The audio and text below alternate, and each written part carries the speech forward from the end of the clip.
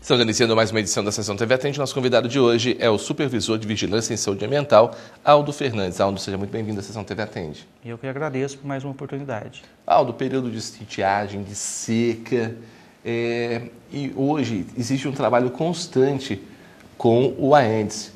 Antigamente você falava só em dengue, hoje não. Hoje esse leque de doenças transmitidas por esse mosquito aumentou, como a zika, chikungunya, a própria febre amarela. Qual que é o cuidado que as pessoas devem ter, principalmente nessa época de seca agora? Porque a hora que chover, ele aparece novamente, não é? O Aedes aegypti, né, ele, até uns anos atrás, o foco nosso, né, era só na dengue, né, até que todas as campanhas desenvolvidas é sempre o combate à dengue. A gente está mudando esse foco, falando mais no combate ao Aedes, devido a esse leque de doença, né, que se abriu.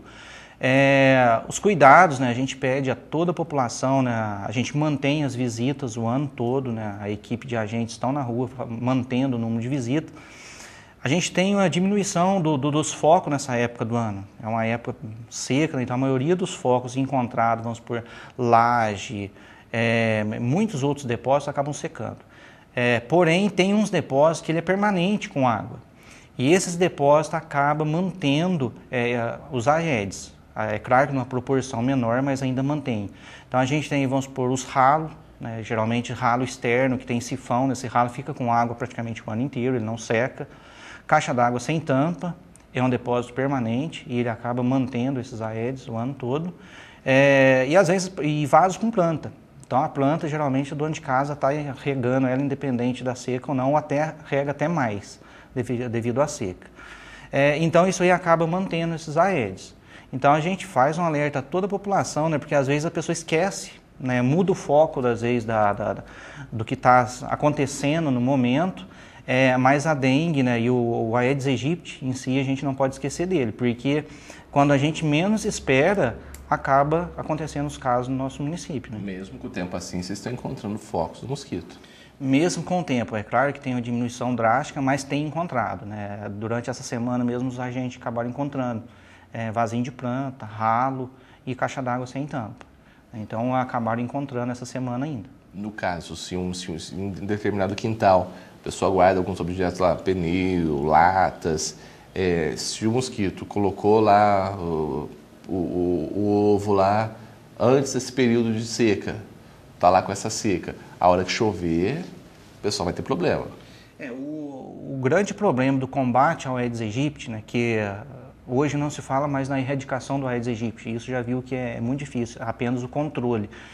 Porque pode ficar até por um ano ou até mais de um ano um ovo num lugar seco, e quando tiver a primeira chuva que entrar em contato, vai eclodir o ovo e a larva vai sair.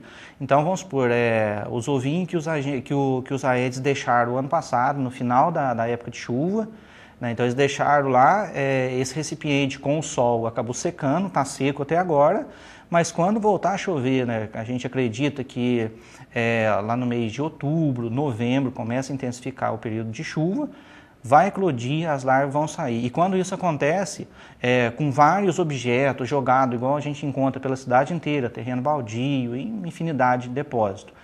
Quando você tem a primeira chuva, em pouco tempo a cidade pode estar infestada de novo se a gente não tiver os cuidados devidos aí. Ou seja, as pessoas têm que ter consciência mesmo, não jogar lixo terreno baldio. Se tem algum material no quintal, deixar ele coberto para não ter contato com a água. Ou seja, fazer a sua parte mesmo. O combate ao Aedes ele não é difícil, porém, se não tiver cuidado, ele torna um problema de proporção muito grande, né? Não deixar água parada, é simples, gente. Vamos supor, a pessoa fez uma troca de pneu no carro, não joga no terreno baldio, né? Isso aí é um problema muito sério. É um depósito muito, muito bom para o Aedes se proliferar. Então, se vai ser reaproveitado, deixa em lugar coberto, né? Não deixa ele ter contato com água, ou então descarta de forma correta. Né? Hoje lá no almoxarifado tem um lugar lá que eles recebem esses pneus e dá uma destinação adequada para eles. E a gente fala em pneu, mas a gente vê também muito problema com construção civil. Né? Geralmente nos bairros aí que estão em construção, a gente vê muita lata jogada, vários material ali que pode estar acumulando água, então a gente encontra muito isso. No caso, a maior preocupação hoje não é nem com a dengue, é chikungunya, é zika, a própria febre amarela. A gente teve um problema nesse ano aí, né? Uma intensificação em campanha de vacinação, encontramos macacos mortos na região, ou seja, o vírus existe nas nossas matas, né? A dengue, né, é um problema muito sério, né? Nós tivemos aqui em Andradas, né, em 2015, uma epidemia fazendo várias vítimas, né? Graças a Deus não foi nenhum caso, não tivemos nenhuma pessoa que foi a óbito, mas é um risco que já passamos por isso. A chikungunya é muito grave também, são proporções diferentes, mas também a chikungunya, né, o paciente ele pode ficar comprometido até por 2 anos com dor nas articulações, até impossibilidade de trabalhar. A chikungunya, por sua vez, também a gente recebeu há pouco tempo agora um comunicado, né, no caso de gestante, nas últimas semanas de gestação, se ela contrair a chikungunya, ela pode ter uma transmissão vertical e esse bebê também ser comprometido devido a mãe estar adquirindo a chikungunya. Então pode estar passando isso para o bebê e tendo uma consequência muito grave para o bebê. Então é um caso muito grave. A Zika vírus, que muito já falado, divulgado, que a gente sabe que uma gestante que tem Zika vírus, né, nem todas as crianças, né, que vão nascer de uma mãe com Zika vírus pode ter microcefalia, mas as que tiver é uma consequência para o resto da vida. Né? Nesse ano em Andradas, até o momento, foram registrados 2 casos de dengue e 1 caso de chikungunya. Nós tivemos esse ano 2 casos confirmados, né, por laboratório, né, de dengue. A gente acredita que esses casos, né, foram adquiridos fora do município, porque quando a gente tem dengue autóctone, geralmente é um mosquito contaminado e ele não pica só uma pessoa, geralmente aparece várias no entorno de onde ele está. Nós tivemos 2 casos de dengue e 1 de chikungunya, que os anos anteriores nós tivemos até alguns casos, mas pessoas que vieram de região que estava tendo epidemia de chikungunya, e o período agudo eles estiveram nas suas cidades, vieram para cá geralmente com a sequela da doença. Agora esse ano não, teve uma paciente da nossa região, aqui do município, lá do bairro da Gramínea, que ela contraiu a chikungunya, né? A gente acredita também que seja em outro município, pelos relatos, pela investigação feita, mas foi uma paciente do nosso município. Então isso nos preocupa muito. Ou seja, é mais uma vez para reforçar a preocupação desse mosquito, da população fazer o máximo para que ele não tenha aí contato com água parada, para aumentar ainda mais, né? A gente faz todos os esforços que a gente consegue, mas a gente depende muito da população, muito, porque a gente sabe que mais de 80% dos focos é encontrado em lugar habitável, né, geralmente em residência, nos quintais das residências. Então é aonde o ser humano, a atividade do ser humano ali que está resultando na criação desses Aedes aegypti, né, seja por descarte irregular, seja por manter as plantas com água, uma caixa d'água sem tampa, é a ação do homem.